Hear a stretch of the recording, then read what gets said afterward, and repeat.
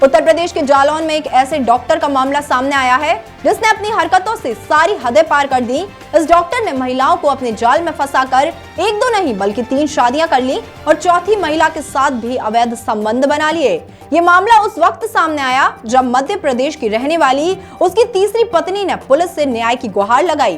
Doctor की पत्नियों की कहानी इतनी उलझ गई है कि इसे सुलझाना पुलिस के लिए भी सिरदर्द बन गया है। ये मामला जालौन के रेडर थाना क्षेत्र का है। यहाँ मध्य प्रदेश की रहने वाली युवती की शादी इसी साल 5 फरवरी को हिंदू रीति रिवाज से जालौन के डॉक्टर राजवीर के साथ हुई थी। शादी के कुछ दिनों बाद से डॉक्टर ने उससे मारपीट शुरू कर दी।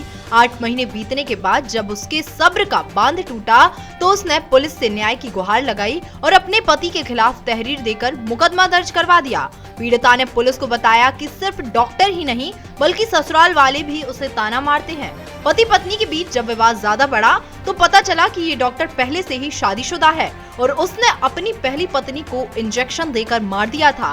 पीड़िता ने बताया कि ये बात आरोपी ने खुद मारपीट के दौरान उसे बताई थी। इस डॉक्टर की महिलाओं से धोखाधड़ी की कहानी यहीं खत्म नहीं होती है। पीड़िता ने पुलिस को एक FIR की कॉपी देते हुए बताया कि उस पर शाहजहां में भी रेप का मुकदमा दर्ज है। डॉक्टर ने मैरिज साइट से एक बैंक मैनेजर लड़की को जाल में फंसाया और उसके साथ शारीरिक संबंध बना लिए। आरोपी पति से डरकर जब फरियादी ने अपनी मुंह बोली मामी को अपने घर रहने के लिए बुलाया तो आरोपी के पिता ने मामी के साथ भी दुष्कर्म कर दिया। वो हम काफ़ी टाइम से आ रहे हैं, कोई कार्रवाई नहीं हो पा रही है मेरे हस्बैंड के ऊपर और मेरे ससुर जी के ऊपर। मेरी शादी हुई है यहाँ के डॉक्टर से जो कि जुगराजपुरा का है और पुखराय में पोस्टेड है। क्या नाम? कानपुर देहात में डॉक्टर राजवीर। उसने एक शादी की थी, पहली वाइफ को उसने मार दिया। उसने ये बात मेरे से खुद बोली थी। दूसरी वाइफ के साथ उसने दूसरी लड़की के साथ शादी की, उसे भी छोड़ दिया, उसकी एक लड़की है। उसने तीसरी शादी मेरे साथ की। तो उसके बाद मतलब उसने मेरी मारपीट की बहुत ज़्यादा, मेरा हाथ टूट गया था। उसके बाद मैं यहाँ से चली गई थी। अभी मैंने आके उसकी कंप्लेन की क्योंकि बीच में अभी एक मामला और आ गया था 1 महीने पहले। शाहजहाँपुर का एक बैंक मैनेजर है, उसने 76 लगाई है इसके ऊपर। ये उसके साथ भी रिलेशनशिप में था शादी से पहले ही। तो मैंने कंप्लेन की है, अभी तक उसको अरेस्ट नहीं किया गया। और मैं गांव में रह रही थी क्योंकि जालौन में नहीं रह सकती हूँ। हमारे पीछे गुंडे लगे हुए हैं। वो लोग प्रशासन को, पुलिस को बोलते हैं कि हम सबको खरीद सकते हैं, हमने सबको पैसे दे रखे हैं, तुम्हारी कोई नहीं सुनेगा। तो मैं जालौन में नहीं रह सकती हूँ अकेली, इसलिए गांव में रह रही हूँ क्योंकि गांव में आसपास के लोग थोड़ा जानते हैं एक दूसरे को। इसलिए मेरे सास और ससुर आए थे उस दिन, तो मेरे साथ उनका झगड़ा हुआ, मैं अकेली थी। उसके बाद मैंने अपने सपोर्ट के लिए इनको बुला लिया था जो कि हमारी मामी जी लगती हैं, मुँह बोली मामी जी हैं। तो ससुर जी ने इनके साथ गलत किया और हम लोगों को घर से बाहर निकाल दिया। उस दिन से हम लोग घर से बाहर हैं। अब बताइए आप, हम कहाँ रहें? अब क्या चाहती हैं आप? हमें न्याय चाहिए और हम घर में रहना चाहते हैं। हम कहाँ रहें? सड़क पे तो नहीं रह सकते ना। दीपावली वाले दिन घर से निकाल दिया। थाने में गए, थाने वाले ने बोला कि आप उधर चबूतरे पे जाके बैठ जाओ। दीपावली वाले दिन हम थाने में बैठे रहे।